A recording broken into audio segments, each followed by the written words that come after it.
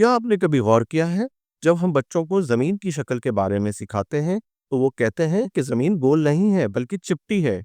और अगर हम कहें कि जमीन गोल है तो वो हैरान होकर पूछते हैं, तो लोग नीचे क्यों नहीं गिरते।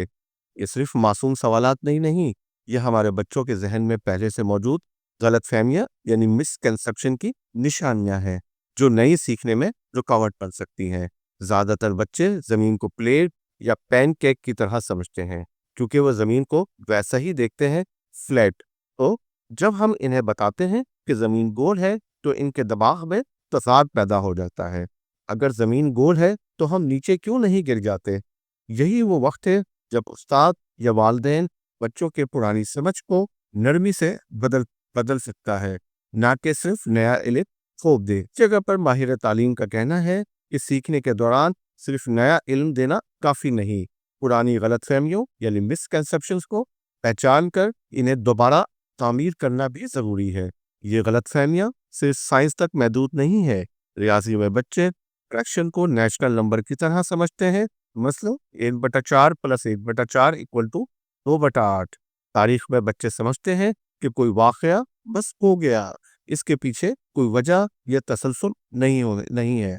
और जबान में यानी लैंग्वेज में बच्चे अक्सर मुहावरों को लफ्जी मतलब में ले लेते हैं। उस्ताद या वालिदैन के तौर पर हम क्या कर सकते हैं। मिसकंसेप्शन दूर करने की कुछ हिकमत अमलियों को हमें अपनाना चाहिए। बच्चों की पहले से मौजूद सोच को दरियाफ्त करें, सवालात की मदद से इनकी बातें सुने, रद्द ना करें।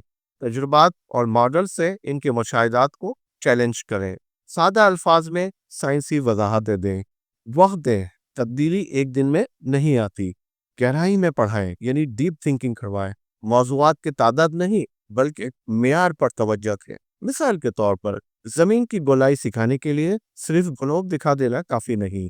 बच्चों से कहें कि वो खुद तजुर्बा करें, दिन रात की हरकत देखें, चांद ग्रहण का मुशाहिदा करें, ग्लोब घुमाकर देखें कि साया कैसे बनता है। याद रखें, बच्चों के जहन में नया इल्म उसी वक्त जगह बनाता है जब पुरानी समझ को दुरुस्त अंदाज से बदला जाए।